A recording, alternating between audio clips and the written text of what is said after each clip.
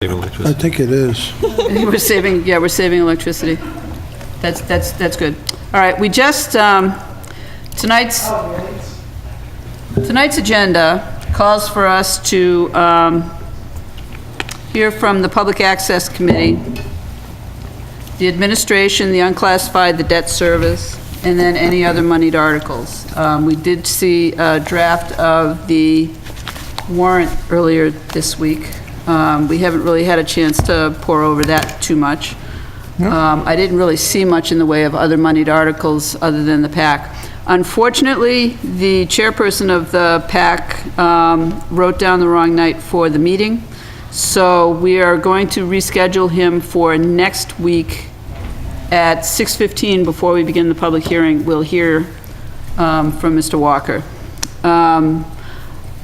Part of that discussion, and I'm not sure how much of that discussion has to happen at that time because we've discussed it for several years now, is that we were looking to see, they're moving from their current method of budgeting for the oncoming year to an enterprise fund. So it'll be interesting to see how that plays out and how their operating budget looks, given that their operating budget is supposed to basically be taken care of through the fees that are received through cable. So there shouldn't be too much on that. There's a few statements or just communications that I will get out there.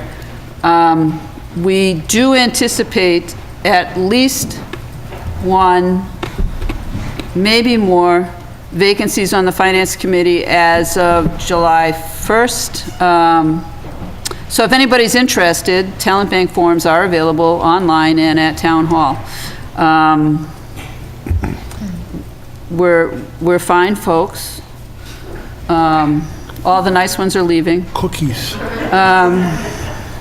We don't always have cookies. We just have cookies for budget. That's Oh.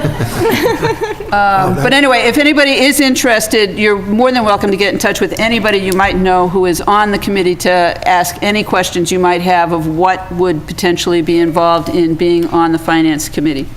So I'll address that. There was a communication that I had from Elaine, and actually Heather's here, so you can probably help me out with this.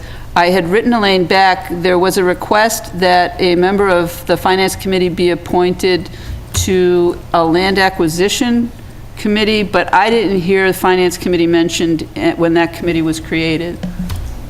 So I don't know if that was an error that needs to be corrected and you guys only ended up with 4 people. Well, I don't know if she's going back to the executive session that you folks might have had when you might have talked about who would be on it, but when I watched the meeting from Tuesday night and I watched it again, I didn't hear FinCom. I heard Planning Board, I heard Open Space, Conservation, but if I'm sorry? Okay, but so if you are looking, okay, so if it's possible that it's going back for a correction, I guess what I will ask at this point is, I don't know much about it, but I do know that there's evidently an ad hoc committee that's being put together to work on the potential of buying a piece of property for conservation use. And they were looking for members from planning, I already forgot, open space, conservation, and a board of selectmen. So if anybody would be interested in sitting on that committee, I don't know how long that might go. Do you have any idea how long that might go? Is that 20 minutes, 3 years? Yeah, I'd say probably until the fall. Until the fall? Okay, so is there anybody who might be interested in participating in that? We don't know when the meetings might be, so we don't know if they're daytime meetings or evening meetings. All right, well, let's put it this way. If there's anybody who might be interested, give me a shout out and we can make an appointment. So. If I know more about it, if nobody's interested, I might You might? Okay. represent us. That would be good. I'm going to keep that in mind, and again, like, we'll just go ahead and, it's not too late to formally make the appointment next week. Okay. It's gonna kill me. I don't have any other communications. Is there any, or comments? Is there any comment from the committee? Yeah, I'm not, let me know if this is the wrong point to ask this, but I looked ahead at the town warrant that we'll be discussing in the next week, and I'm seeing about 4 articles on there related to the town buildings again. I guess I'd like to request a master plan for where all this is going. The way I think this is going to play out, they're going to be looking for a recommendation for us on these articles. And I don't know how we can make a recommendation one way or another without seeing some kind of a master plan. You know, wherever these, doing whatever with these properties and where we're going with all this and what the cost benefits are going to be to taxpayers. Okay. I don't know who we can request to do that. Well, I think, and what we can probably do is at some point, what's hard is that it's probably the same plan that's been being addressed since the Building and Reuse Committee first put out their report. How many years ago was that, John? 3 years at least. Probably more than Probably that. 3, yeah. Yeah. So I think, unless there's been a move to change from that, I imagine that that's what they're on track with. But we can hear from them on Thursday night, next Thursday night. And if you don't feel comfortable voting to make a recommendation, then certainly we can go that route. That's fine. Because it's basically, there's been a lot of information lost over time, I'm sure. And I have no idea if it's the same plan. I'm going to assume so. I mean, but we can talk later too, when we start talking about next week's meeting. Okay, all right. About some of the things we'll be looking for. Any other comments, questions? Okay. Then what we're going to do then is jump ahead to administration, unclassified, and debt service presentations.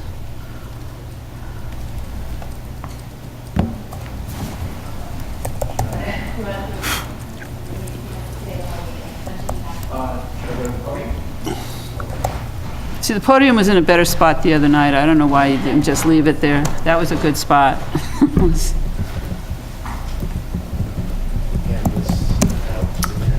Thank you. Good evening. Hi. Good evening. My name is David Eisenthal. I am the municipal advisor, vice president, and senior fiscal advisor. Can you either speak up or, I don't know, are you hearing him okay? Okay, you might either have to project or get, The mic on? Excuse me. My name is David Eisenthal. I'm vice president and senior fiscal advisor with Unibank Fiscal Advisory Services. I have served as the financial advisor with respect to debt and capital matters for the town of Lunenburg for some years now. The town manager, Heather Leo, and finance director, Karen Brochu, asked me to come before you tonight to discuss debt and other liabilities, OPEB, pensions, and just to put that into perspective as you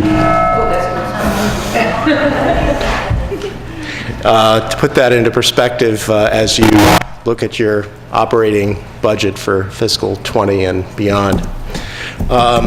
And start with the presentation that I gave you, and to put that a little bit into context, S&P Global Ratings, which has rated Lunenburg for some years, looks at debt as one of several categories in analyzing local government credit. The other categories would include finances, management, and the local economy. These are all part of a methodology that S&P implemented in 2013, and the town of Lunenburg has been rated under this methodology for a number of times, probably about 5 or 6 times. And the town's rating, if you don't know, is AA+, which is the next to highest rating available from S&P Global Ratings. Now, looking specifically at debt, debt is 10% of the overall initial rating in the S&P methodology. Their metrics include looking at what's called net direct debt as a percent of governmental revenues, and I'll explain that in a moment, and governmental debt service as a percent of governmental expenditures. In assessing this category, S&P also factors in pension and OPEB burden. And so if you go to the next page, page 3, there are some definitions here. Net direct debt, that is local government debt that does not include self-supporting utility debt, such as sewer enterprise-supported debt, or overlapping debt, such as a regional school district. The other 3 categories, governmental revenues, governmental debt service, and governmental expenditures, these can be found in the town's annual audited financial statements. And governmental revenues include all governmental funds, not just the general fund. Usually when S&P looks at this, they will net out if bond proceeds have been added to the total of governmental funds. Governmental debt service, again, that's non-enterprise debt service. And governmental expenditures include all governmental funds, and again, S&P usually nets out the bond proceeds. Now, when S&P scores debt, they have 5 categories. I've only shown 2 here. The 2 highest scores, very strong and strong. They also have adequate, weak, and very weak, but the dimensions of what makes up a very strong score versus a strong score is what's listed here. Net direct debt, for a very strong score, net direct debt less than 30% of governmental revenues, and governmental debt service less than 8% of governmental expenditures. The next category up is strong, somewhat higher net direct debt, or somewhat higher governmental debt service. And then, as I said, I did not include the detail on adequate, weak, and very weak, but this is just to give a sense as to how S&P comes up with its initial debt score. S&P does make adjustments in this initial score, if you look at page 5. If an issuer pays off principal quickly, say greater than 65% in 10 years, that can merit an adjustment in the initial score. And then overall net debt, which would include regional school districts, if the total of that is less than 3% of the tax base, so in the case of Lunenburg, roughly $40 million, that could merit a positive adjustment in that initial score. Now we go to page 6. Pension OPEB is sort of that is looked at in this category, and they do red flag communities or local governments where the pension and OPEB expenditures are above 10% of governmental expenditures, and that's a red flag right there, the misspelling of expenditures. Okay. So moving on to page 7, I'll talk about how has S&P Global Ratings viewed Lunenburg's debt. S&P rated the town most recently almost a year ago, April of 2018, and assigned a weak score. Total direct debt was 128% of revenues. I think that they used total rather than net debt, which might not have been a correct application of their own methodology, although I don't believe that even if they had used the net debt number, it would have made a difference in the ultimate score. Debt service at 6% of expenditures, and there were no adjustments. The pension and OPEB are not at red flag levels, were not as of fiscal 17. Total pension and OPEB about 5.5% of governmental expenditures.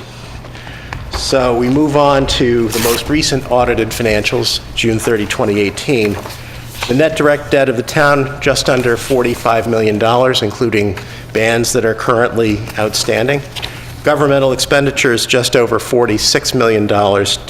So this measure has the net direct debt at 97.5% of governmental revenues. Governmental debt service, about $3.7 million, compared to governmental expenditures of just under $46 million, so about 8% debt service to expenditures. This produces a score of weak. Now, looking at overall net debt, if you look at the fiscal 2019 assessed valuation of about $1.4 billion, the town is not far from qualifying for that adjustment if either the tax base was a little lower or the debt was, the tax base was a little bit higher or the debt a little bit lower, that the town would be under that 3% metric. Now, looking forward, over the next few years to fiscal year 22, approximately 9.2% of governmental principal will be paid over the next 3 years. There is likely to be additional debt issuance of approximately $3 million to complete the pavement management project, the middle high school, and to purchase a ladder truck. If we look ahead to June 30th of 2022, there would be approximately $39 million in net direct debt outstanding, with debt service of about $3.9 million. Assuming that governmental revenues and expenditures grow to some degree, and that the tax base is stable or growing, so the fiscal 18 numbers were in the mid 40 million, so assuming $50 million for the revenues and expenditures, I think, is not much of a stretch. Net direct debt would be at 78% of governmental expenditures, and debt service would be at approximately 7.8% of governmental expenditures. Given these assumptions, the raw score would increase to adequate. Now, I have to say, I don't see the debt score as being, it's something that you want to pay attention to, but the town has been assigned the AA+ rating even with a weak debt score. So it's not a fatal weakness to have this weak debt score. But clearly to the extent you can improve the debt score over time, that would strengthen the credit profile of the town. Now, the town manager and the finance director asked me to discuss opportunities to redeem debt. I understand that you folks are interested in looking at that. Probably the best opportunity that's coming up soon would be bonds that the town issued in June of 2012. Those are callable on June 1st of 2020. These would be bonds maturing in 2021, 2022, and 2023. It's about $3.4 million total, combination of enterprise-backed, sewer excluded, and general fund debt. About the general debt that's not excluded is a fairly small portion of this. It's about $432,000 of the amount that's callable on June 1 of 20. If you turn to page 12, this is the debt service schedule if the town does nothing, just lets the bonds be paid to their maturities. If the town were to redeem the bonds on page 13, there would be a reduction of about $32,000 in debt service. Actually, that includes some estimated costs, but there would be some savings.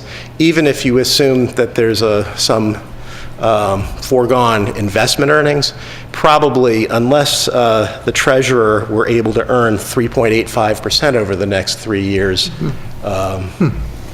probably you are looking at some economic savings by utilizing available funds to reduce this debt service. So generally, these bonds are denominated in $5,000 units. Either the town would have to leave a little bit of the general debt in place, or pay off a small amount of enterprise or excluded debt. A redemption in this amount, roughly $435,000, is not likely to have a material effect on either the debt or financial scores from S&P Global Ratings.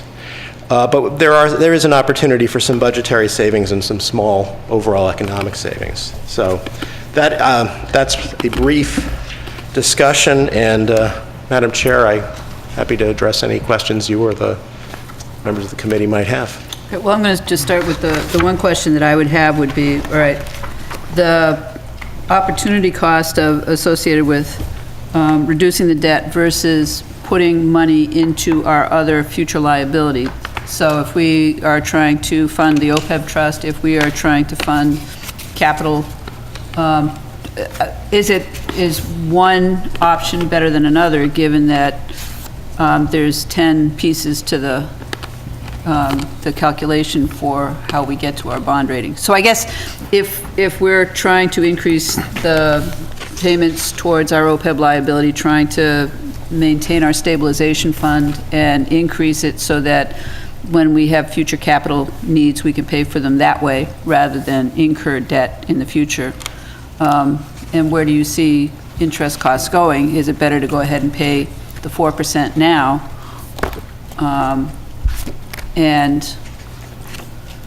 Or is it better to pay it down, anticipate that we're going to be borrowing money later? Well, I think you're asking a number of very good questions. I think the amount of money we're talking about, the $435,000, we'll call it, probably doesn't have a material effect on the debt score, or likely the financial scores, which have been strong. That's part of the reason the town has been at the AA+. But I think you can certainly ask from a policy point of view. I don't know that putting the money in OPEB is going to make that much of a difference in that liability, but certainly to the extent you're using those monies to pay off debt, those may be monies that won't be available for pay-go capital. I do think that, and your treasurer is here, and she can certainly talk about what she's earning on the town's investments at this point, but I think that there would be savings. It's hard to think that Mylene would be able to earn 3.85%, through the next 4 years or so. So there would be savings, but the question is, economic savings that's in the range of, say, $20,000, is that worth foregoing, as you, Madam Chair, say, opportunities to fund other purposes, capital, through available funds? I don't think that the drawdown of stabilization or free cash would be a material negative on the finances, though, as I think I was trying to say before. Okay. Questions? John? With the AA rating that we, AA what, minus rating? AA plus. Plus. What does that translate in terms of our interest rates? Well, I think that very hard to predict sometimes. Okay. I think if a year ago I would not have predicted what's happened over the past year. Short-term rates have actually remained steady or increased a bit, but longer-term rates, or middle-term rates, sort of 6 to 10 years, those rates have actually fallen. In some cases pretty substantially. I think the longer-term rates are probably I don't think they've moved as much. But to say I think that, clearly the Fed has spoken that they're not going to be pushing short-term rates upward over the remainder of this calendar year, because I think they're seeing some weakness in the economy. Right. So within the, I think that that actually bodes well. The town is likely to do a bond issue in the fall to take care of the pavement management, the remainder of the middle high school, and perhaps, and this is a subject of some discussion, the ladder truck. You're talking about probably something in the range of a 10-year maybe borrowing. So if, and no guarantees, but if you were to see rates similar to what you're seeing now, that could be very favorable, in fact. Well, that's actually where I was going. You probably anticipated me. We do have a fair amount of capital projects slated in the next 5 years or so. We have some flexibility on that as far as actually acquiring them. But what I understand from you, at least in the short term, say within the next year, that we shouldn't anticipate increased debt costs, increased interest costs. Well, I think that interest rates. I'd be less certain about those middle-term rates. I mean, those have already seen a decrease, so I'm less certain about those. But I think certainly you're not going to have the Fed pushing short-term rates upward, which actually is another. That's actually another. Talk about the opportunity cost. It's unlikely that if the town were to allocate the $400 and some thousand to paying off debt, that makes it less likely that the foregone earnings would be as substantial as might be a matter of concern. Yeah. Well, that also gets to inflation. That is, if we use the money to, say, purchase assets that otherwise would increase by a couple % a year. Right. Maybe that's an intelligent way to go. I don't know. But if we pay, say, a 1.5% on interest, and we, by buying something sooner than we might have otherwise. Yeah. I mean, I would caution that, I think that Jay Powell and the rest of the Fed board is talking really in terms of a fairly narrow time window. They're talking about the rest of the calendar year 2019. I don't know that they're commenting. I mean, if you're trying to forecast needs over the next 5 years, I don't know that I would count on what they're saying holding for the extended period. I think we're really just looking at the remainder of the calendar year as a statement of what they are. And then go from there. Right. Okay. Right. Thanks, David. Actually, just to follow up on the other question that I have is that basically debt has to have a callable date in order for it to be paid off. Yes, on an economic basis. I mean, you could allocate, there's really no reason to. It's not like prepaying a mortgage. Yes. Bonds have to be callable in order for the bonds to be paid off. And the 2012 bonds, which were themselves a refunding of bonds that were issued in 2003, those are first callable in June of 2020. So that's the first and it would be the bonds in the next year and the following 2 years that would be redeemable. Okay, thank you. Okay, George? Can I restate what I interpreted as part of your presentation, and please correct me if I'm wrong, but... Or I could try to say it in English again. No, I'm just really trying to dummy this down. So, am I correct in that basically the town is doing a great job as far as paying their bills and paying their debt obligations and everything? So that's a positive side, and then... Well, I think that what you can take away from the AA+ rating is that the town has the economic resources and it has the management capacity and the financial performance to, to give S&P a great deal of confidence in the town's ability to pay its debts, its bills. Okay. That's what the AA+ rating means. Yeah. I think that they do cite the debt as being a weakness. They assign a weak score because of the debt levels. But I think one point I would make is that that's not a forever thing, and we're seeing over the next few years, depending on what the town does in terms of taking on additional debt, it's possible that that could come back to a more, maybe an adequate or eventually a strong score. Okay. So the weakness score on the debt, does that imply that we're sort of becoming overextended as where we're sitting like today? I would I'm say trying to that understand, what does that mean?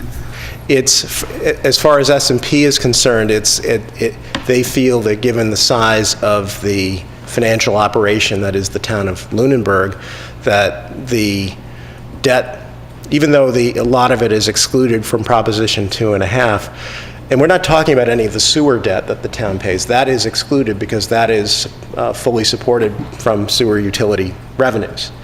But just the debt that is governmental in nature, much of it being the middle high school at this point, they do see this as being, for the size of the community, which is what they're measuring, it's pretty large. But I think that my recollection is that I think folks kind of knew that that was going to be the case going into approving the school, even with, and this is even with the substantial support from the Mass School Building Authority. Right. Okay, thank you. Other questions? Well, I have actually a couple more clarifications.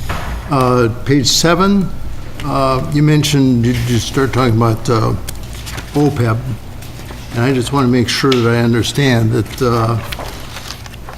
OPEB on page 7 at 2.6% of governmental expenditure is not the sum total of projected OPEB obligations. This is OPEB expenditures for this particular year. Yeah, let me be very clear about what that Yes, means. This is please. for fiscal 17, this is the actual pension assessment to the Worcester Regional Retirement System, plus the actual amounts that the town paid to OPEB. And I don't believe that they would be including funding of any reserves. I think they're just trying to get at That's the what is actual health burden. insurance cost. Yep, that's the actual cost we For bear as a retirees, town yeah. for retirees. Okay, I thought that was the case because the numbers would have worked out otherwise, but I want to make sure. Right. And on page 8, let me see, on the governmental debt service, about 4 bullets down, $3.7 million. That's for that particular fiscal year. That is the fiscal year ending June 30th, 2018. Okay, all right. Thank you. Any questions down that end? No? Okay. It's hard to see people shake their heads, you know, so, okay. Then, does there anyone have a question through the chair to the speaker? Sure.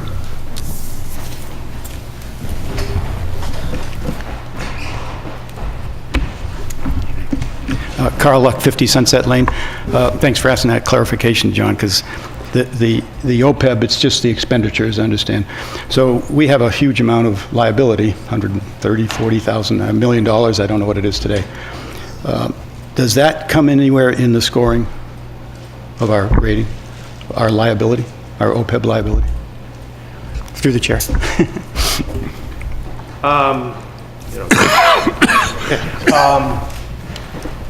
I think if you look at cities and towns and their OPEB liabilities, those numbers are actually fairly, in general, those are large numbers.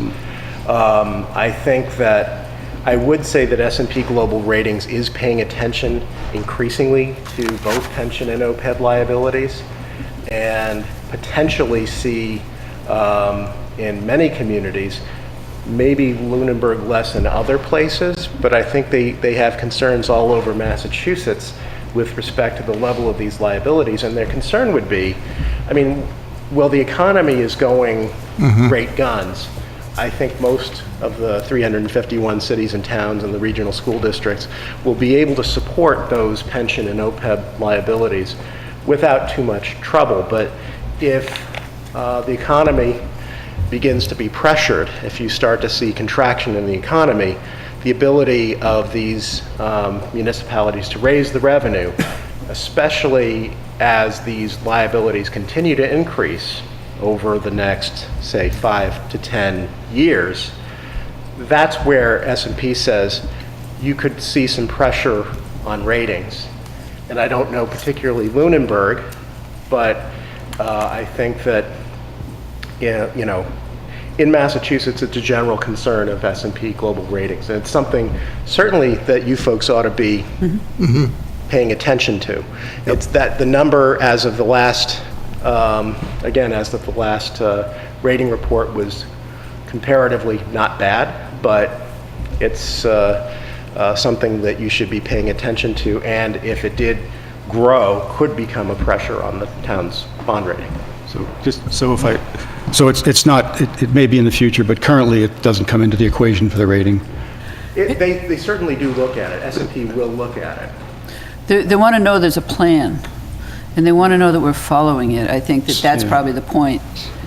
So my question comes down to we're putting aside $100,000 or something, which is significantly less than to even maintain the value, right? Yep. So is that a good investment? Is doing something that is really not even having an effect, is it a good place for the town to use its money? You know, That's my question. you're asking me a policy question that I'm not equipped to Okay, I answer. would say basically the reason why the policy exists is, one, we have a potential liability going out in the future. We don't know at what point we can pay it out. So the fact that the policy states that it's not that we're putting in a percentage of free cash at the end of the year, which could be $100,000 this year, it could be $40,000 next year, it could be $200,000 if something really bizarre happens, like, I don't know, a mall goes in. But I think as a policy matter, it's more to make sure that we're making an effort to address it while we can, using the funds that are available to us to do that. And I think what we were anticipating at that time was one, with an eye to make sure that our employees had some security in knowing that what they were promised they would receive, and two, that ratings agencies would hopefully look and see that we have a policy, we're implementing it, and we would be measured based on that as well. But that maybe we're wrong in assuming that. Well, I think that as long as, I mean, that they do look at things also on a comparative basis. I think as long as it's probably a good thing, because most communities in Massachusetts that I'm aware of are at least beginning. I mean, you're talking about many communities having an 8 or 9-digit liability, but have Plan S assets that are 6 digits at this point. So that's that's pretty common among the cities and towns here. I think if you can continue to provide some funding for OPEB, that is a good thing. Understanding that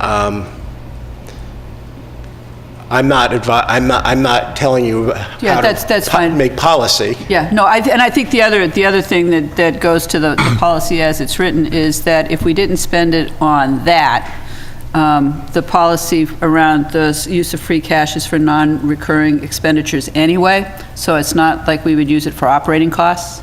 So it's probably better to either use it for investment or to pay down debt. I mean, you know, so basically we're looking at anticipating a day when we're not having a great economy. So anyway, but that's basically where the policy comes from, just in terms of that question. No other questions for? Nope. Well, we appreciate very much you coming and presenting for us. Well, not a problem. It's good information, and it will probably create some discussion down the road. I think the one question I have about our OPEB policy, and I think I've stated this before, is, you know, like, at what point do we start taking money out? And I think just looking at this in terms of a percentage, like what we're paying for current expenditures, and say, okay, well, if we ever hit 5%, we should probably think about maybe that's a good time to, you know, like maybe, you know, because to me it's, I don't anticipate we're going to have a $60 million bill all in one year. I think it's, but it would be, to me, it would be good to talk about, at what point it is okay to take it out. And it might be, like in 20 years, we might need to pull something out to support the current liabilities, so. Madam Chair, one thing I will say is that if the Worcester Regional Retirement System follows its current plan, I believe that the pension liability we paid off in 2035. Right. So that would be the ideal time, if that actually happens, that big underline there. If that happens, that would be a time when the town could look at catching up with its health benefits liabilities. I think the concern that the rating agencies have is that even before then, the mounting pension and OPEB everywhere in Massachusetts Right. could create pressure on ratings. Sure. So. Okay, well, thank you very much. I'd like to ask the town treasurer how much, may I ask the town treasurer how much? We could actually how just high invite the return? town treasurer to, I believe the town treasurer will be presenting for her office anyway. Oh, really? Okay. Are we doing administrative offices, or was the town manager going to do that? I'm going to do the overview and then allow any questions. Oh, great. Okay, wait until then? Perfect. Thank you. So write that down. Oh, yeah. Where are these? Yeah, because I would. I'm sorry? Where are these folks out of? Global? Don't know.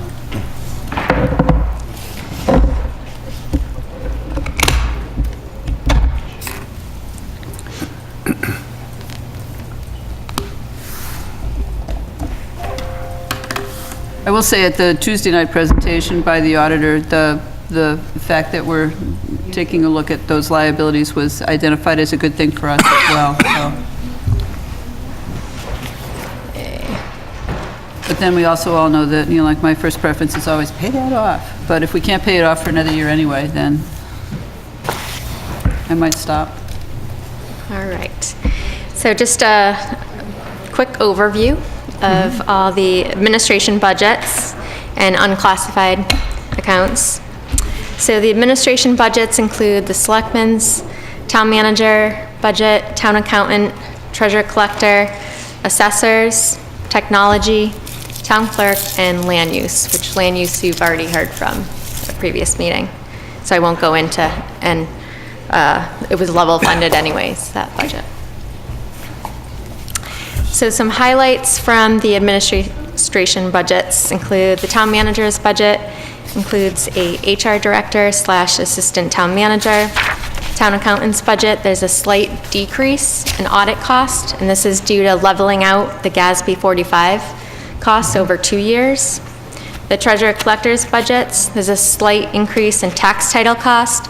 They'll be raised on the recap, but the request from the treasurer was for $13,000 more than what's in the budget right now, and that is to move forward tax title properties into foreclosure.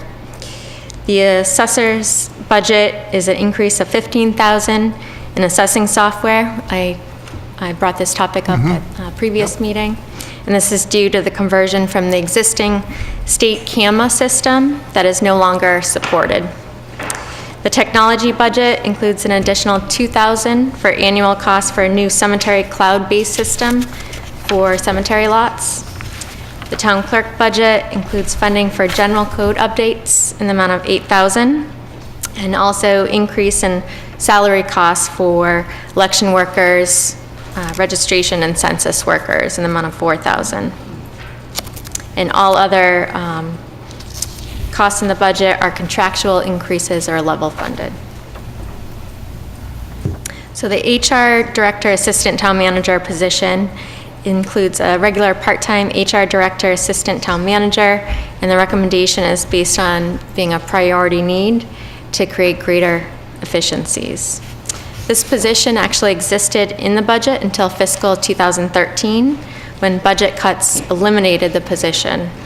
At that time, it was a full-time position with a salary of around $67,000. The budget request for fiscal '20 is for $60,000. This individual would be responsible for state and federal regulation compliance, compensation surveys, creating and updating position descriptions and job classifications, policy administration, handling grievances, mediating employee disputes, providing advice and counsel to department heads, developing personnel procedures, and orientation of new employees, among other assigned tasks. And those are just all possible responsibilities. A job position description would still have to go before the Personnel Committee to be approved. Related to the non-discretionary general government unclassified accounts, liability for, and the police, fire, injured on duty, and workers' compensation accounts are all level funded based on actual expenditures for fiscal 18 and fiscal 19, and a fiscal 20 renewal agreement for a 0% rate increase. Health insurance renewal came in at a decrease of 2.45% for active employees. Approximately 35% of the health insurance budget is active town employees, and approximately 65% is retiree health insurance for both town and school. That number includes both town and school. Out of the total cost for retiree health insurance, about 70% is school retirees and 30% town retirees. Retirees renewal rates come on a calendar year, and the budget is a 5% increase for the retiree insurance. All other accounts, which include historical, band concerts, reserve fund accounts, town reports, and physicals, are all level funded. And I'm going to leave it at that. This is just a debt schedule that you've seen many times before. I just want to have up if you had any questions on the debt as well. And at this time, I'd open it up to questions for departments.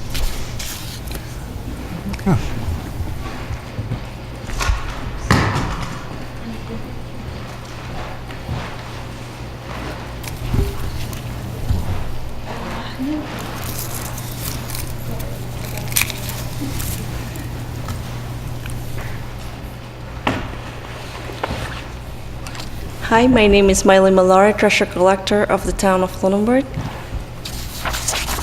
So far, I have December 2018 here for bank statements for the interest question. So far, the highest we have for interest is 2.1 for Harbor Wine, 2.12% annual percentage yield, and then they have our big, most of our funds over there. And then Belmont has a 1.85 basis point annual percentage yield. And then some of our Fidelity has a 0.80, but those funds more likely are the ones being used all the time. And some others, they have a little bit of interest. I cannot open my computer right now to connect for me to give you the kind of like monthly interest that we earned. I know approximately in my head somewhere about 13,000 per month, but some of the banks are visiting me once in a while and give me information about interest rate. I was looking at the new board report right now. They are giving me somewhere about 2 point something interest for money market.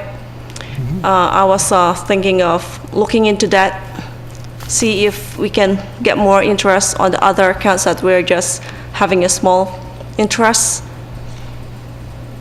Okay, so currently the things that are put into trust are going to be in the higher, we're probably earning about 2% interest on those monies that are not. When you said trust, are you talking about trust funds? Yes. Or trust funds are invested in a very conservative way. I think, I wish I have my computer connect. I think it's under 1.60 for the entire trust fund, Okay. if I'm not mistaken, from the last time I see the quarterly report. But the one I mentioned is more the liquidated accounts. that we, for investment that we use most of the time. They're not trust fund at all. Okay. So When you say liquid accounts, or is it just they're just, a way to park money that temporarily getting interest and then they're more like where the funds of what we receive for revenues. Okay. They're more, we can do whatever we want in them. They're not in a CD or something. They're just a money market account. The focus is Investment. liquidity? Liquidate. Yeah, okay, so easily, you're putting in a vehicle that's easy to access the funds. That is correct. When you need it. So it's basically just earning interest on something that's temporarily in an account and then accessing it when we need it. Right, it's like just similar to your checking account, savings account. Makes sense, sure. They're not CDs, they're not tied into a few months or, years. They're just whatever balance we have in there that's gonna accumulate interest. I just wanted to understand, figure out if I understood what it was. Thank you very much. Any other questions for Mylene? No? Thank you, Melanie. Just real quick, is there a document anywhere that has this all written out, or did you catch that to get it into the minutes? What kind of documents do you wanna? Like a spreadsheet, maybe? I do or- have a spreadsheet. You do have one? Yeah, Oh, okay. I have a cash book, what we call, for all those money that we took in, for all those money that went out to cover the warrant, and also for the interest that came in. I'm updating right now because I'm looking into the investment policy, and I'm putting all the interest every month too, and what if they are SIF or DIF insured, because by master law we have to make sure the funds of the town is fully covered. So I'm updating my cash book as I do it. I know in my I saw the investment policy, I have to report quarterly in regards about those type, and I work on that in 2015, but nobody asked for it, so I kind of stopped, but I think I'm gonna start working on that again. I think it's best for you guys or finance committee to see that, Yeah, that but would it's be in my helpful. list. That would be very helpful, thank you. All right, does anybody have any questions on, any other questions for Mylene at all? Okay, then, thank you. Thank you, Thank Melanie. you. All right, do you have any questions on any of the rest of the presentation or departments? Okay, I have a basic question for Heather. okay, do you want to? Hi. With the current budget that's in the works, can you tell us basically what the racial split is, like school versus town side? That was one of my updates for tonight. Oh, I'm So, sorry. Yeah. I'll get to that early. Okay, you can do it when you do it later.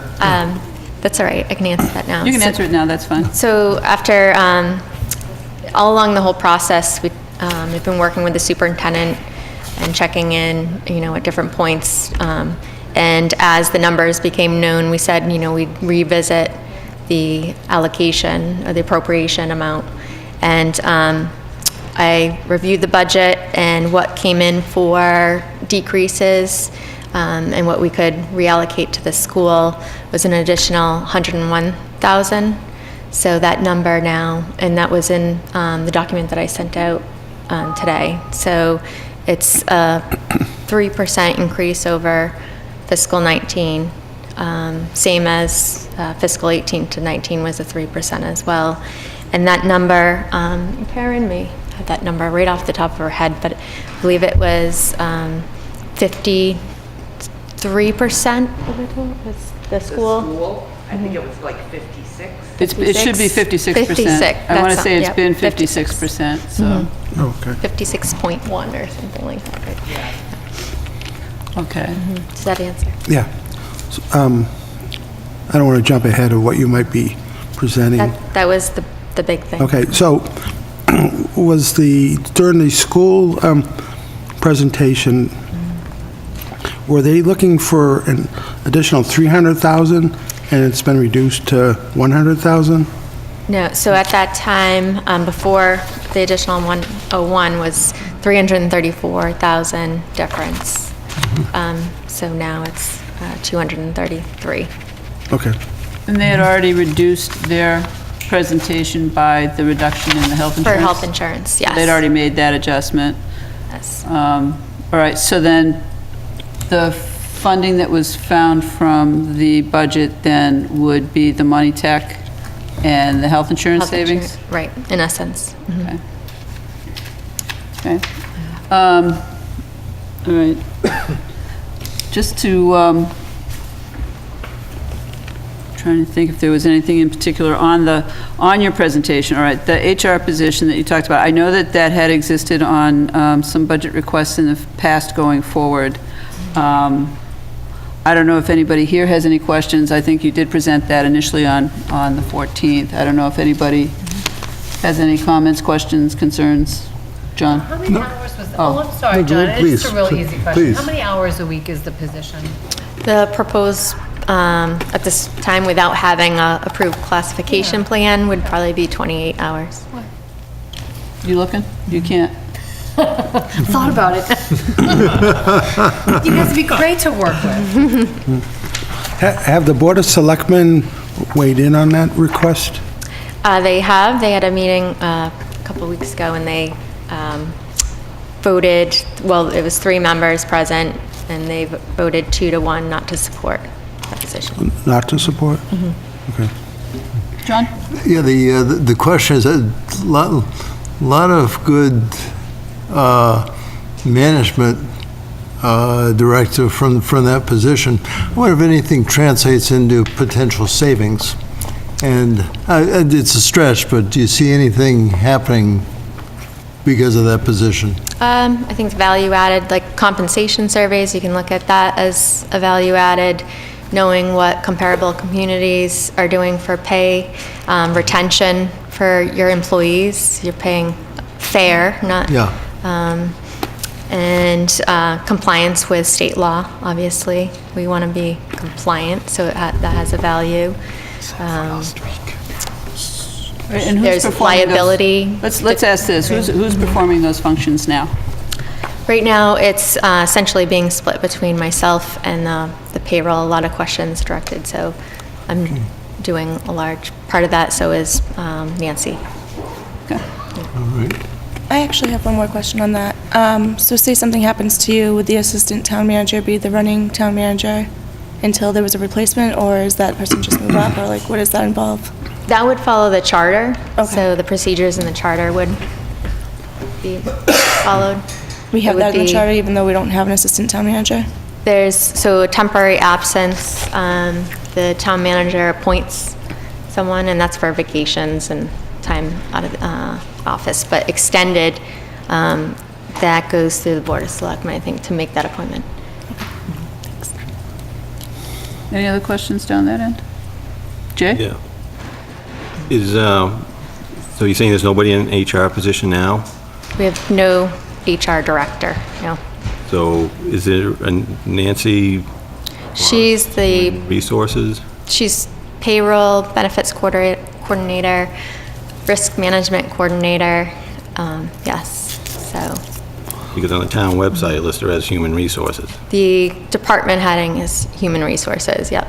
Because It's under the I was umbrella. understanding that was part of her position when she was hired, was to do HR and the health All insurance those benefits. functions and- are HR, payroll, benefits administration. She would continue Should be doing all that different. work. Well, let me ask you this, okay, so basically, all right, an HR, someone who works in the payroll benefits office, and I could be wrong about this, will sign you up for health insurance, but who negotiates health insurance? It would be town manager. So the town manager currently does that. So basically, with it.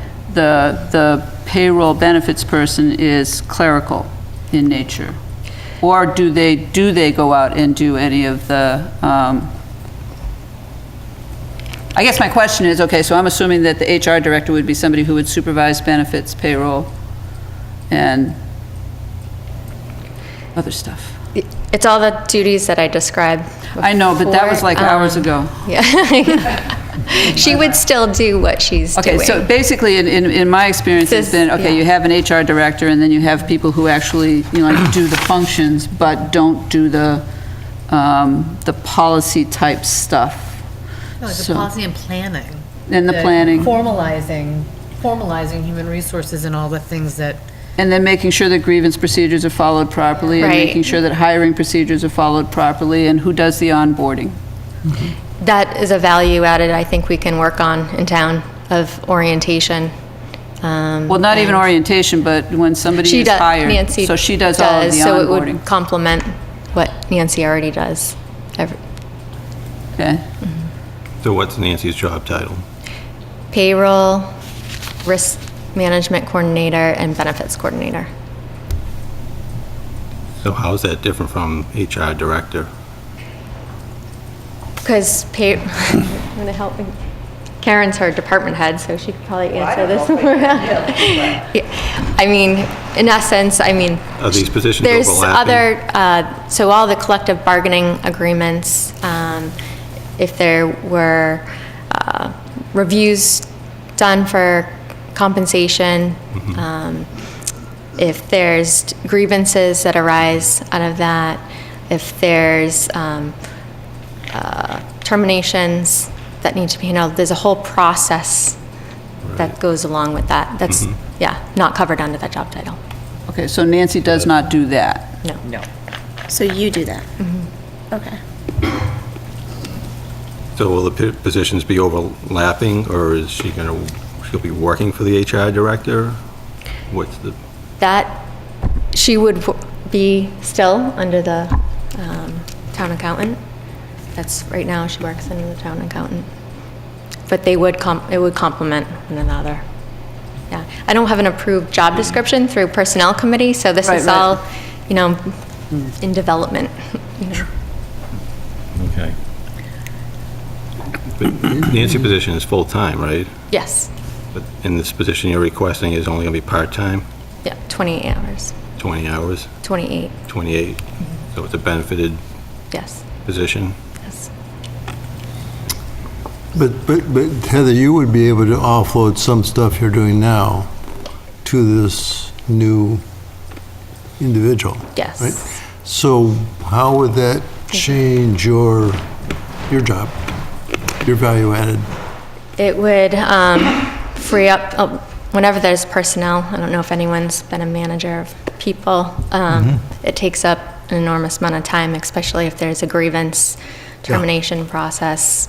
That takes up a lot of time, and it takes you away from a lot of other important duties that a town manager has. And I guess what I'm getting at is, would it allow for a little more, what is there anything that you could say, would it be a direct dollars and cents value added that or is it sort of, you don't know yet until it happens? The person would also, slash assistant town manager, so could do special projects, could help with procurement packages, putting those together. But value added for me, I enjoy looking for resources for the town, so grant applications, trying to find money for the town That would way. free you up to do more of that. Okay, good. Have you ever just thought of trying to get someone to volunteer to look for those type of applications and maybe write them out and then send you a rough draft and you could go in and edit them? A lot of committees do apply Okay. for their own grants already. Yeah.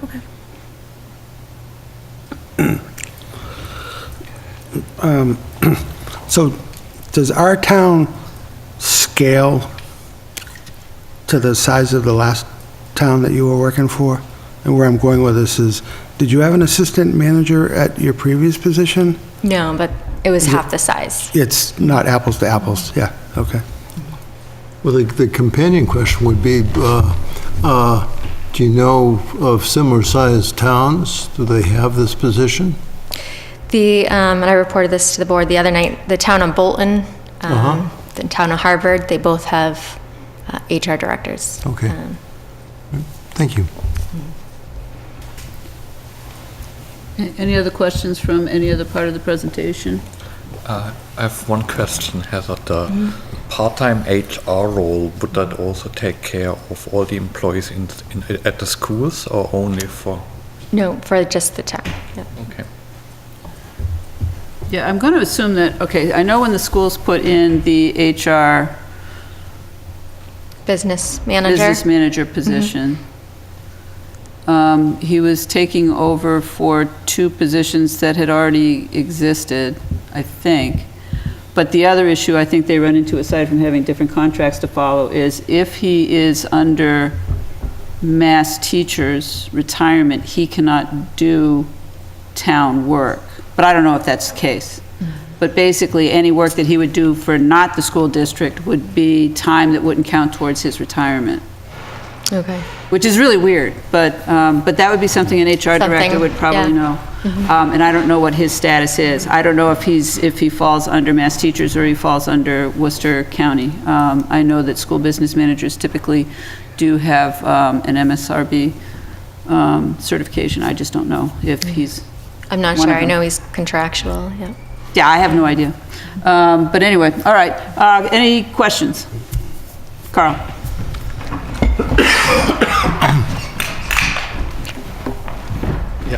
Carl Luck, 50 Sunset Lane. Just one question on that position. I see the 60,000 on the salary line. How much additional money is spread around the budget to finance that person? The only other amount would be built into the health insurance budget. There's no other expenses related to that. There's no retirement? So it would come in our assessment the next year. Yes, Yeah. but there's none in... Yeah, but we There would will know be, that I guess. number. I guess the question is, or the answer is there will be, yeah. Yeah. But not this Not current until the budget. following year. There won't be any retirement paid for this person in FY '20? No, the assessment is already set, so that's basically the way that the Worcester County is. Okay. So, but this position will last beyond FY '20, so what will the real cost to the town be when all the costs hit us? I would have to ask Worcester County Retirement. All I know is that in sewer, we have an employee that's about the same salary. And when all is said and done, it costs the town about $100,000 for that person. The allocations, the insurance, the taxes. All the benefits. All the benefits. Vacation. It's about $100,000, maybe hair more, but about $100,000. So maybe we won't see it all in next year, but in the ensuing years, we'll certainly see that. And that doesn't account for the increase in OPEB liability either, which is over $10,000 a year, that I can tell, so. Okay, all right, thanks. Thanks, Hal. Yeah, actually, and that's also always a turkey shoot, is knowing whether or not somebody's taking your insurance or they got a nicer plan someplace else. Although, I don't know, actually, do you know, and maybe you don't, the percentage of employees, town employees who take the insurance plan through the town? Have to look at that. Okay. I'm just curious. I know that where I am, it's like 65%, so it's also, it's a tough call, so. But anyway, no, any other questions? Oh, I'm sorry, Phyllis. Phyllis Luck, 50 Sunset Lane. When you, I'm a little confused. When you compared the school's budget to the town's, that the school cost 56% and the town cost, I guess, 44%, are you including, where is the retiree health insurance going? To the town or to the schools?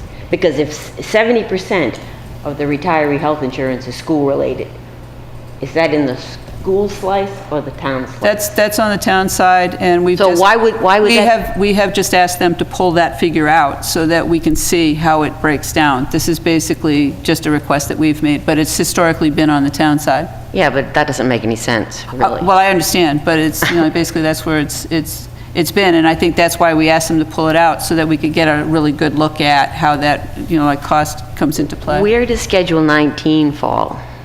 I don't know what Schedule 19 is. You don't? It's what what the state sends us out in, sometime in the year, and that tells you exactly what the town's paying for school expenses. You haven't seen that? Carrie sent that to me. It's a lot. Where does Schedule 19? I'm sorry, go ahead. Karen? Okay. The Schedule 19, when we report on the Schedule 19 and the Schedule 1 on the end of the year report, that is just to capture all of the expenditures that relate to the school department. It doesn't necessarily mean that those expenses lie in the school department's budget, but when the net school spending calculation is done, it's done based on the numbers that are reported on that schedule. And so, as far as health insurance goes, on the Schedule 1 and on the Schedule 19, the retirees' health insurance that is paid by the town is on that report and counts towards meeting our net school spending requirement, but it's not in the school department's budget.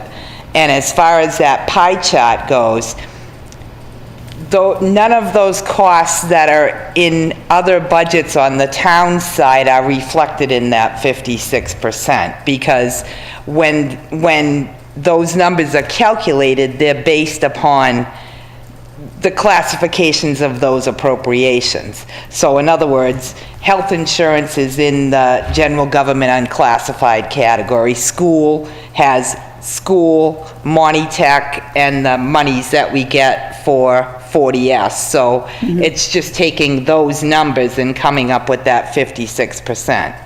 I mean, we could calculate the percentage that the school has based upon the numbers that are reported on the Schedule 19, but for reporting purposes, I can tell you that, like as far as the Department of Revenue is concerned and the Schedule A that I do, which encompasses all of the expenditures for the town, they want to see it in the categories of the expense that it actually is. So in other words, insurance is reported as insurance, and school, I know they carry their active employees in their budget, but typically you see the retiree costs outside of the school's budget, so. But, I would like to see a pie that includes Schedule 19, because they are, if we didn't have schools, we wouldn't be paying any of those expenses. So Right. we're not actually, the pie doesn't reflect what the town spends on schools. I would agree to some extent that that's true. Well, now, I know that the other night, Heather... Okay, actually, can you come to the mic and, The other night, Heather mentioned that Nancy Forrest does a lot of work for the schools. Is that part of her salary, paid by the schools? Well, there's a percentage of, like, the treasurer collector's salaries, my office salaries that are calculated. There's an administrative cost factor. It's that the overhead. the There's an per overhead, pupil yep. administrative cost is what they consider is the cost borne by the town as a result of the school. So it takes the school's enrollment number and multiplies it by a dollar amount that's calculated by DESI. And you take those numbers and multiply them out. I think it's probably about, I want to say it might be 150,000 or something like that. So that takes some of your salary, some of Nancy Forrest's salary, some of the work that the town does for the schools is paid by comes out of the budget, the school's budget. No, it doesn't come out of the school's budget. It's calculated on the end of the year report as an expense on behalf of the school. So is it in the pot, isn't that 56%? No, it's not in that 56%. Nothing that is in other budgets that is reported on the Schedule 19 as a town expenditure is in the school's budget. Could we request that that be done so that we could see that? Because it would more accurately reflect, what the town spends on schools. I mean... It's something that... we don't even, look at how much of the debt is school related, Right. It just really isn't fair to say that it's almost 50-50. Well, I think that we almost have to... It would be a discussion to have. I think that basically what makes it difficult is several things. One is that if you're trying to compare towns among towns, which is what the schools will do, is they'll say, okay, well, it's 60% should be, but the amount that the town should be paying should be less just because the state's picking up their fair share, which they haven't done ever. And I think if you look at what the school funding presentation that happened, Fitchburg, did you go to that? Where the school, No, we had another school super, okay. Because I watched the video of that, which was very telling in terms of, and it's gonna be the special education, and it's gonna be the health insurance stuff that's just gonna kill you. So I think that if the state does come through with the Promise Act, I think the schools will be happy if their funding changes. If the legislature doesn't come through with that, then yeah, it's still gonna fall to the town, which is a real pain too. But I think that what we're seeing is that the percentage that the town pays, or the 56-44 split, is pretty consistent over time. So I think even if you pulled it out, I mean, even if you keep that pie chart, but I'd like to see another one that. yeah, you just want to that's say more that it's really accurate. 60-40. So if you want to say that it's really 60-40, it's 70-30. also, oh no, it's not 70-30. Oh no, I can tell you that. I've seen all the budgets. So, but I think over time, it's still going to be pretty much the same group. But one of the reasons we did ask was that, yes, we would like to get a true picture of what the school costs are. But at this point, there were several reasons why it was hard to pull that information out. The other thing that's unknown about the whole retirement piece and the whole OPEB piece is that the way that, and I don't know if it's still set up this way, and I know that there's been contractual changes about who can get, like with new hires, how that's going to look over time with some of the plans. But I think that if I understand correctly from back when Carrie was explaining this one of those times, that I have been gone from Lunenburg for like years and I might come back. Yeah. Which to me is amazing. Why But didn't they fix that? well, it's one of those, yeah, and I don't know how you can, since all those people are currently retired, and I don't know what was, like what the agreements were, and I don't know whether, and the courts tend to hold you to those things, which is, but anyway, but that's, yes, it would be good to have a true sense of what the schools are receiving, but I think that it's historically, it's not going to be significantly different, other than to say it's 60% instead of 56. I'd just like to see the data. Sure, and I think the other thing is that, well, it depends. Like if you were John Henshaw, who loves to play with spreadsheets, he will probably go home and he'll say, okay, so 70% of this figure right here is schools. So the data's there, it's just basically pulling it out, so. Well, I mean, you could take the school's appropriation and add the costs that are reported on the Schedule 19 for town spending. Sure. And Yeah, it wouldn't be compare that that to the total budget, Right. and you would see the percentage. Yes, okay, there you go. See that? And the other issue is, or companion issue is, if we did more specifically allocate costs attributable to the schools, or should be more, attributable to the schools, would those costs vanish if the school weren't around? Like, we'd still be paying Karen Brochu for her activities, irrespective of the percentage of time you spend on school stuff, I assume, Yeah. It may be a distinction without much of a difference, I don't know. Right, yeah. I don't know. George, I'm sorry, no, you were just, okay. All right, let me find the agenda.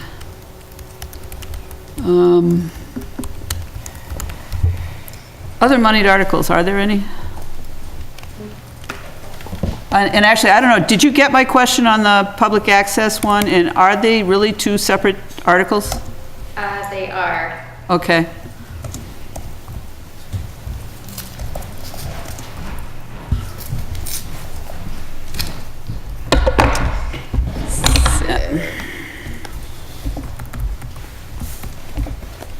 I'm assuming everybody got their warrant today, so. Give me a second, I gotta open that up.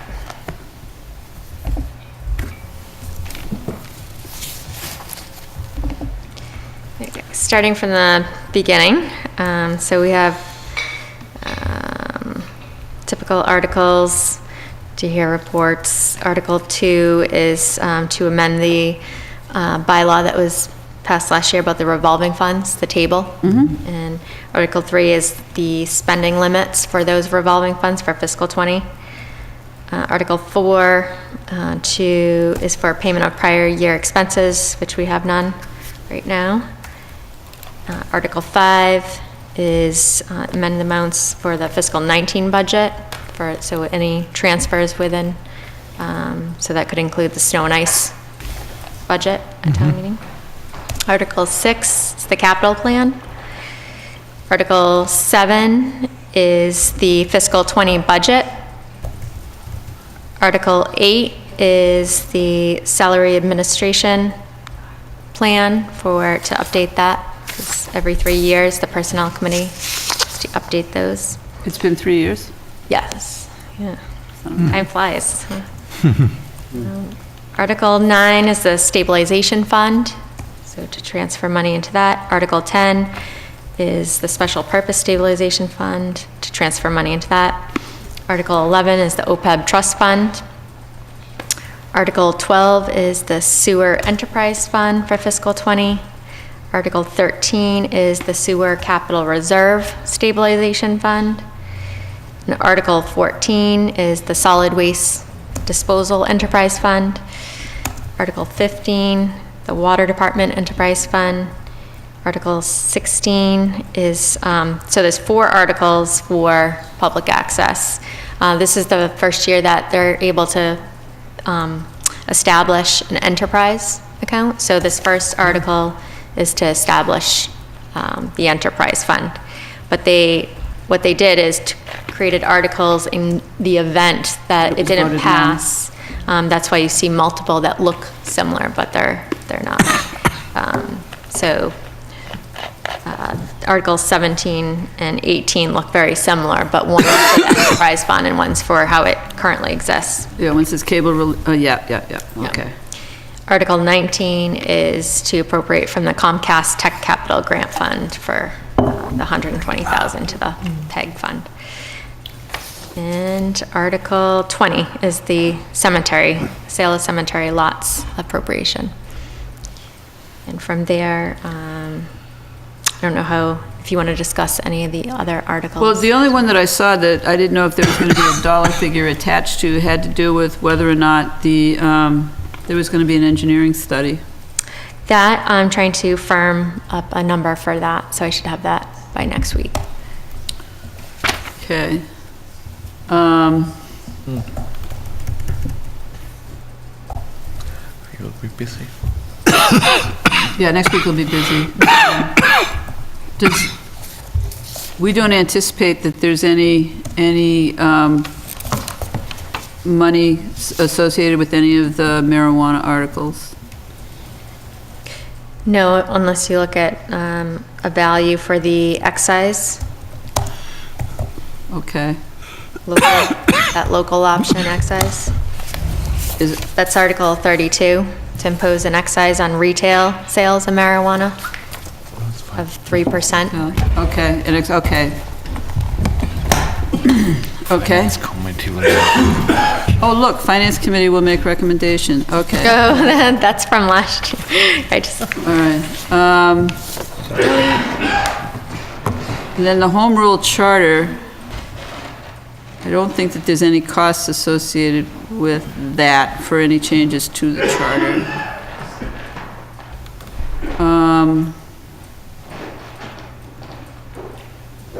Pilot?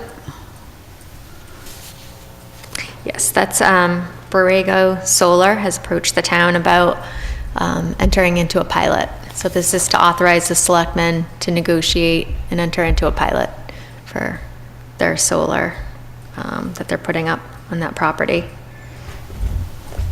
I'm trying to remember now if the Finance Committee, John's gone, if we've weighed in on that, because there's, at this point, no analysis between the amount of the pilot and the taxes. I know usually it works out for us in the long run, but, And it evens out revenue flow as far okay, as. so that'll be something that we'll probably hold off until town meeting to make any recommendation on. And then the Residence B district to commercial district? The citizens petition, Yeah, yeah. that would have to be answered by the land use director. And actually, I'm not sure that it would matter financially, since there's no difference in taxation between commercial and residential. You're right, it's the same rate. So, and then the easement for the Historical Society, I guess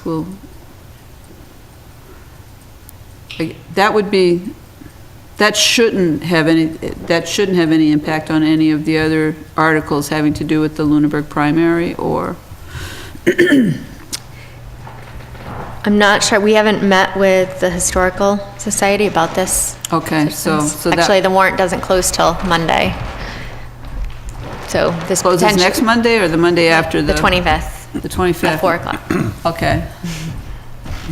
So this may not be all the articles that we receive. This is all that we've received so far. Okay, so, but basically they only have 8 hours to get it in because town hall's, okay, not open again until Monday morning. Okay. Is the highway, the highway, the road treatment program, are we running a deficit in that for this year? For Oh, plow? snow and ice? Yeah, snow and ice. The director reported at the last meeting, right now it's around 63,000. Minus.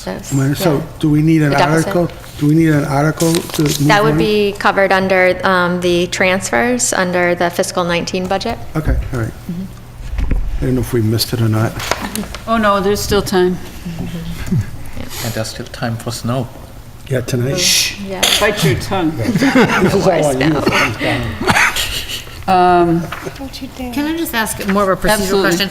Any questions I have on any of the warrant articles, that's next week that I ask those questions, Well, if right? you have any that you can ask now, go ahead. I mean, that's, if I'll you try to have answer some, them. if you want to clarify stuff now. I mean, right now, since you're not looking at any particular numbers, if you just want to get a feel for what you're looking at, I Yeah, think, go ahead and ask that, Yeah, yeah. it is kind of that. Like, in Article 3, the revolving fund spending limits, how are those limits calculated? Based on what the revenue projection of that they're going to take in, so for instance, the ambulance billing, Okay. that amount taken, and that gets expended. So, but you're only Through that taking a account. percentage of what they expect for revenue? Yep, so each one up on the table up top tells you the fees, the charges, and everything that's credited to Oh, that right, account. okay, yep. Okay. And what's allowable to be paid out of that account. Perfect, all right. Yeah, 2 and 3 are closely related. Yeah, definitely. I was just more curious about the spending limit, how you came up with that number to make sure you've got the revenue to cover it. On Article 6, talking about the capital plan, how is this whole gas tank cost-benefit analysis going to come into play, if at all, with that? Next week, there should be a presentation with more information on that. And I think John may want to report on that tonight, I'm not sure. I want to speak for him. Sure. But there'll definitely be more information next Thursday. And then the way that works from a finance committee perspective is we can make a recommendation for the entire capital budget as it's put forward. Yep. Or we can make a recommendation to fund it for a lesser amount, or we can make a recommendation to not approve. Okay. All right. So that's just how it works. Yeah, just so I've got a better understanding of how that would be handled, okay. Sure. Great. I think we'll go through the procedural questions and then come back to the capital plan Sure, in particular. sure. That's okay. Yeah. Yep. No, I'll skip that. I guess maybe it's a curiosity question about the public access wanting to go to an enterprise fund. What's the benefit of that, or why would that? They ended up, what they realized they couldn't do was project into the next year an amount beyond what they already had booked. So having an enterprise fund, they can anticipate revenue, but having the other fund, they could not. So there was no way they could fund their budget with the operating, and this is going to be one of those that you might take an interest in over time. The way that it's funded is just through the cable fees, and the operating budget has to be able to be met with that. They also have a capital fund that they use for equipment purchases. And it'll be interesting to see over time whether or not that can be sustained, because I'm not sure if the cable fees keep up with the operating costs going forward. And then the town will come to the question of, I think one of the top goals for the Board of Selectmen and the town manager is communication, and that's one of the key tools. So it would be likely that the town will end up over time having to pick up more and more of the costs of keeping that going if that's what they want to do, which would be okay, because basically right now people who are not cable users do benefit from YouTube, streaming on Facebook, like all of those other avenues. So if it did have to fall to that, it wouldn't necessarily be a bad thing. It would just depend. But the other thing that could happen is all of a sudden there's a resurgence of cable TV watchers, and those fees, all of a sudden there's a glut. But, you know, we'll see.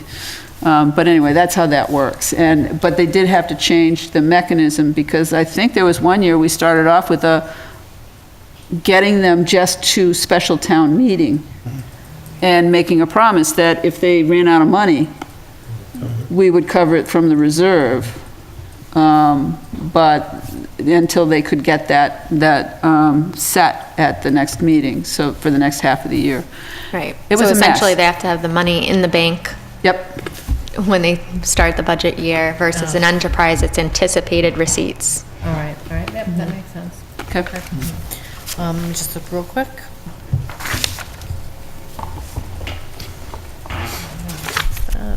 I think that is it. Oh, what is town meeting time?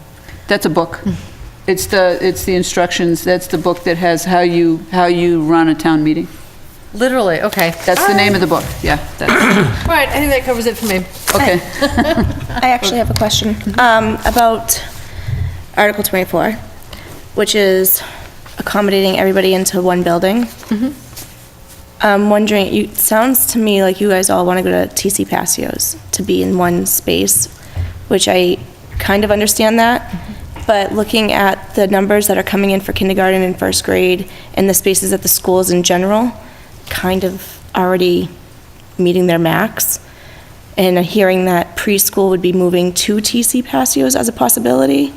How do you see that, like, being beneficial if you guys are all there and then all of a sudden all these little kids are there as well, making noise in the halls, and somehow they're going to get pushed out or someone's going to get pushed out again? Have we thought of a different plan other than, and I know we're talking about next week and hearing about like the overall plan of if Well, I they've don't know that actually we're come gonna- up with a new plan or not. Yeah, I don't know if But we're going to hear that. I can tell I'm you just as somebody wondering, who had kids over long there. run out. We used to have kids over there, and my- they would have the back, Yeah. I would assume There the was- back hall. There was two groups. There was the Early Learning Center, but now they're talking about putting the public preschool No, I over there understand. as well. Yeah. But then there's those, there's another group of children there. I don't know if they're still there. One's from Fitchburg? Early, No, I think it's behavioral type. ACE program? Yeah. And so, and that was on the other side of the building, I think. It's That's in where- the, I mean, the I don't- school wing. I know where the superintendent's office is, and I know where Early Learning Center was, but I don't know the rest of the school other than the Further gym. down, yeah, that hallway. But I'm just wondering how that's all gonna work, So just in the future. When the conceptual design was done, so that was an appropriation or a transfer of funds at a previous town meeting to do a conceptual design. There were 3 options explored as far as tearing down a wing and reconfiguration. So it separated out, so town offices were one wing and school was another, and it left enough space on that back wing for additional classrooms. that was one option. So, and in all scenarios, security doors would be put in. So, it's not like there would be access from town offices to the school portion. That was all a consideration. None of that would affect the skate park area, construction-wise. Right, which is the area they were told to stay within the confines of. Were outside of the parking design that was in the TAPE study. Okay. So that study had whole left side of the TCP as parking. I will just say this, those noisy little preschoolers have nothing on the students that we had over there, and I think there's a significant enough break between the two. I'm not really worried about them being loud. I mean, you guys decide to have kids in your hallways, fine, go do it. Personally, I would like quiet while I'm trying to do my own work, but I am more concerned of just space and making sure that the kids all have their own classrooms that they need. The teachers are coming in here saying, their classrooms are too big for them, and the amount of students that are in them, like 30-something possibility of 30-something, and it's supposed to be like 20-something. So to hear that from the superintendent's presentation, and then to think about going to TCP and hearing that preschool could be going there and trying to expand at primary, which is going to eventually lead into Turkey Hill, and then it's just going to go to the middle school and then the high school. Like, we need something better than, I think, this, but that's just my opinion. Mrs. Luck. On that. Phyllis Luck, 50 Sunset Lane. We've met with the school committee several times and we said, are you sure you don't want the patios? And they say, no, we don't. We might want to use some classrooms for preschool. So, if you were thinking about demolishing a wing, hang on to that wing because it really may be important for us for preschool. But we've really asked them several times and they have said they don't want it. So we have to figure out what we're going to do with it. Yeah. Demolish it, use it. And, many communities have used retired schools as municipal office space. Right, which is, and then which I get. The preschoolers can play pickleball with the seniors. Yeah. But intergenerational opportunities will, given, it'll be interesting to see, but I just think with the growth of the town, not building-wise, but, building-wise too, but the family portion aspect of it, and also being a parent and being someone on finance and looking at it in different views, it's just seems that we have a lot coming in and not enough being built up for it or enough money to keep it going, and I'm nervous about it, that's all. Sure, I understand, yeah. There's a lot to be nervous about. Speaking of nerves, are you set with your question? I think I am, yeah, okay. Thank you. Everybody, John, go ahead. Just to update you with respect to the fuel tanks. Amanda Moore from the police department is taking the lead in actually, in conjunction with Samantha Tucker, in trying to assess what the costs, the gasoline costs are in bulk purchase relative to buying it through the WEX, a WEX card or some sort of cash card. WEX is the one they're looking at right now. A couple of things have come up. First of all, the bills that the town was paying for the bulk purchases referenced premium gasoline. And when I raised that, it was rather a surprise. I had thought that maybe the town was ordering premium gasoline because of its relative stability and because of its when you fill up one of these 4,000 or 5,000 gallon tanks, the town does not consume the gasoline right away. So I thought maybe the premium gasoline was required for that purpose. Turns out to be not the case.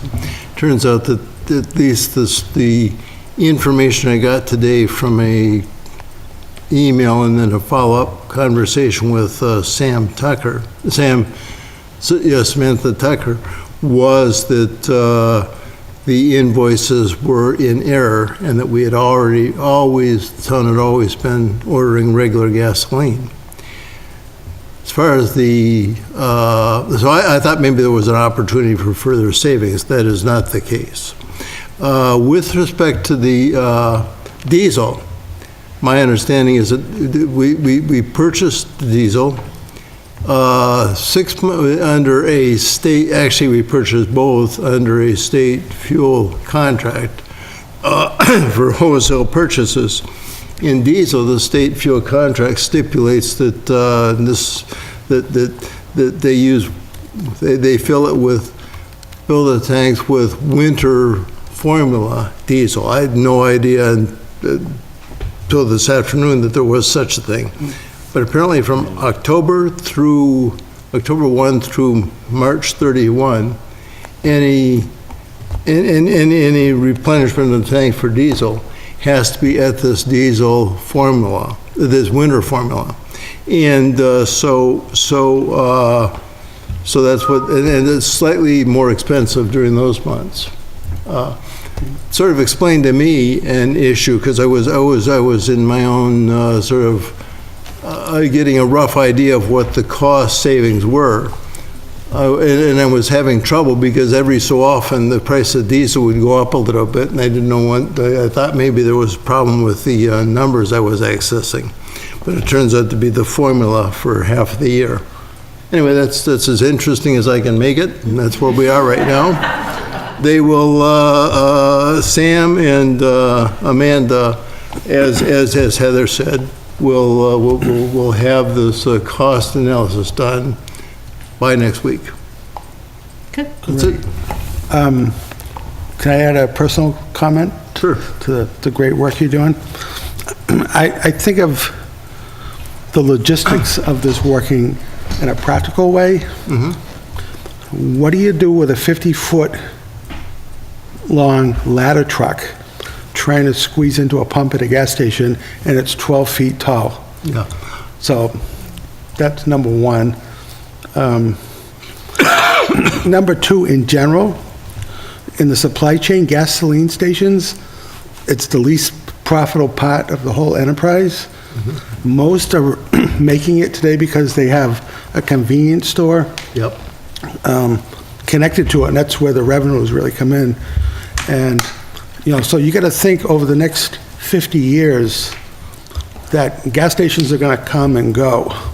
For instance, we got one out here on Main Street that's been empty the last 30 years. Mm-hmm. And I'm seeing a lot in the area kind of like changing in hands because of the profitability part of it. And so, are we going to be second guessing ourselves like in 20 years that, the only station in town that had that pump, they're going out of business. Now what? You know what I mean? So that's the practical side. Mm-hmm. Of what I'm thinking when I hear a lot of the reviews and the analysis that's going on around this. Well, if I may, first of all, good points. I'd like to quibble with you about your introductory comment. What you did is you complimented me for reporting on somebody else's work, which I agree with you. It's very good work. It's just not mine. Oh, okay. But Yep. anyway, we'll just follow it along. Yeah, and in general, I've been talking to firefighters I know in surrounding towns, and having your own fuel supply in reserves is not unique in the area. Mm-hmm. All the towns have them. We're the only one left that it's in ground right now. So I don't know about Fitchburg, but yeah. So I don't think it's like a special request that nobody else has. So mm-hmm. That's my comment. Mm-hmm. I'd like to at least recognize a conversation I had with Carl Luck a couple of days ago relative to the this cost analysis we're doing, and he did some more drilling down with respect to the use of the Wex card, and he makes a very compelling argument that it is in fact doable. So that's one thing we are, I'm sort of just one member of several still looking at it. So thanks a lot, Carl.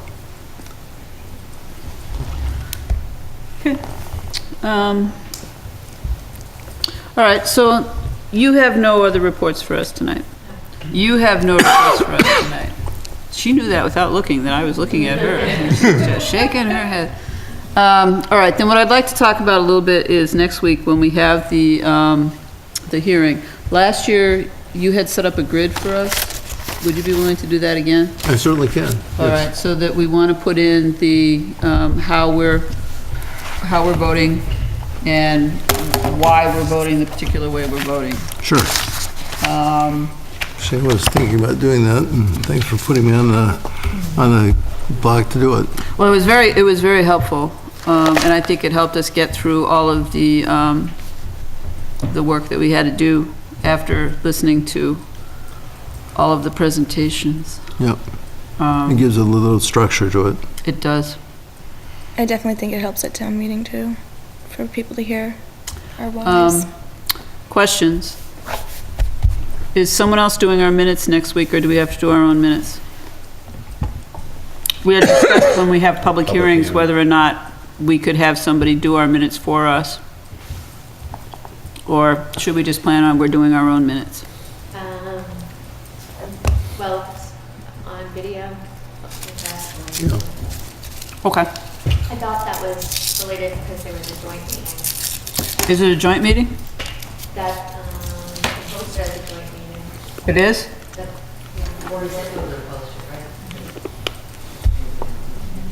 Oh, I did not realize that. Okay. So are we handling it the way we did the public hearing where we met down at the table, or are we? Well, I think the reason why we did it the way we did it was just it made it easier because we deliberated and voted, and then you guys deliberated and voted, and then it was all, there was no, I mean, however we do it, I guess however it goes, it'll be fine. I just didn't realize it was joint, and I did not post it that way. And now that I've changed our meeting time, and I guess I'll just change our meeting time to 6:15 and the public hearing to start at 6:30. I think we're posting it a meeting because at least 3 of us will be there. It doesn't have to be a joint meeting, but we want to post a meeting. Well, as long as, it depends on if you guys are doing recommendations. Yeah, If you're voting your recommendations, then, we didn't discuss, we haven't discussed that. We just discussed that. because you can't do, okay. There'll be 3 of us there at least, so we need to post a meeting. That was kind of as far as we went. Okay, so then, Deep discussion. do you have, I guess the only question I would have would be then, do you have another opportunity to make your recommendations for the warrant? April 2nd. Oh, okay, so then, all right, so that's fine.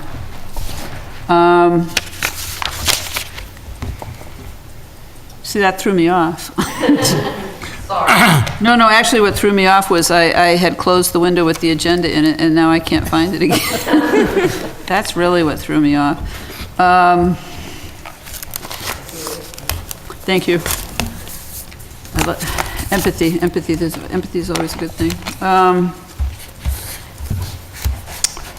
All right, is there any questions then about how next week is going to go? Everybody's good? Everybody's eat a lot of carbohydrates, just bulk up for it, and then it's going to be a marathon. Did we change the beginning time? We're starting at 6:15 instead of 6:30. 6:15, we will hear the public access cable presentation, and we may actually, and I guess then in that case, we might also just take those articles out of turn because we'll get the numbers with that. I hope we'll get the numbers with that. Will we have any of these numbers before the meeting next week? The cable ones are in the article themselves, the amounts are. Okay, good. Yeah, they are, but the rest of them? For the budget. Numbers. Those, right, okay, so those haven't changed? The total numbers? So I sent the line item budget today with the school number. Okay. But the budget dated February 12th is pretty much the budget we're going with the exception of school? Yeah, there's been a few, well, health insurance has changed since February, the money tech number. So there's certain numbers that go off the budget. Yeah. Line item budget that I have. Okay, but you just sent us a new line item budget that has the numbers that we will be voting on. Yeah. Okay. Okay. Then with that, I'll ask if there's any public comment from anybody on the committee. Is there any public comment from anybody who's in the public? If there's no public comment, then I will entertain a motion. I move that we adjourn the meeting, Please. end the meeting at, what, 8:55? Do I have a second? Second. The third, fourth? Second, third, Then fourth. all